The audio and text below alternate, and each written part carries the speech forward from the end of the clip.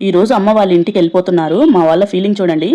పాపం ఫీల్ అయినట్టున్నారు. తెగ ఫీల్ అయిపోతున్నాడు మావాడు. అమ్మ ఇంటికి వెళ్ళిపోతుందని తెలిసినాల నుంచి అమ్మమ్మ ఉండు, ఇంకా 2 రోజులు ఉండు అమ్మమ్మ అని బతిమలాడుకుంటున్నాడు. అమ్మ ఏమో రేపు అమావాస్య ఉంది, నేను ఈ రోజే వెళ్ళిపోవాలి, నేను ఇంట్లో క్లీన్ చేసుకోవాలి, నాకు పని ఉంది నాన్న, మళ్ళా వస్తాలే అని చెప్తూ ఉండింది. శత విధాలా ప్రయత్నించారు ఇద్దరు. ఆ బ్యాగ్ అస్సలు వదలలేదు. మేము బ్యాగ్ ఇవ్వము, నువ్వు ఎలా వెళ్తావో చూస్తాము అని అంటున్నారనమాట పిల్లలు. మా నాన్నేమో రానియండిలే నాన్న, రానియండి, వస్తదిలే అమ్మమ్మ అని చెప్తున్నాడు. మా వాడు చూడు మళ్ళీ ఎలా మారిపోతాడో. పడదాకా పడుకొని ఫీల్ అవుతున్నాడు. మనీ ఇస్తాను రా నాన్న అనగానే చూడండి వాళ్ళలో షేడ్స్. मस्त शेड्स ఉన్నాయి రా నీలా. అబ్బో కమలాసన్.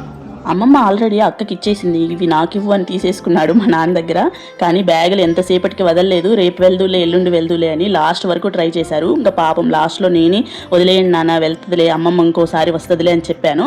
అప్పుడు వదిలిపెట్టారనమాట. అక్కడికి మా వాడు లిఫ్ట్లో ఎక్కి మరి నేను కింది వరకు వెళ్ళేసి వస్తాను, చివరి వరకు ట్రై చేస్తాను అమ్మమ్మ వెళ్ళకుండా అని చెప్తున్నాడు. అమ్మ వాళ్ళు రావటము మేము వెళ్ళటం చాలా రేర్ అనమాట. ఎక్కువ పనులతో బిజీగా ఉంటాము. ఇక్కడ స్కూల్స్తో వీళ్ళకి హాలిడేస్ ఇచ్చినప్పుడు కూడా వెళ్ళడం కుదరదు అనమాట. అందుకు ఎక్కువ మిస్ అవుతూ ఉంటారు అమ్మమ్మ వాళ్ళను మా పిల్లలు. ఎప్పుడన్నా ఇలా వచ్చినప్పుడు అప్పుడప్పుడు అమ్మ 2 రోజులు ఉండిపోదురా అని అన్ని వచ్చినప్పుడు ఇలా పిల్లలు మిస్ అవుతారు. వెళ్ళేటప్పుడు వచ్చినప్పుడు ఎంత ఎగ్జైట్మెంట్ ఫీల్ అవుతారో వెళ్ళేటప్పుడు అంతే బాధపడతారు. చివరి దాకా వెళ్ళడం కూడా పైనుంచి కిటికీలో నుంచి చూస్తూ ఉన్నాడు మా వాడు.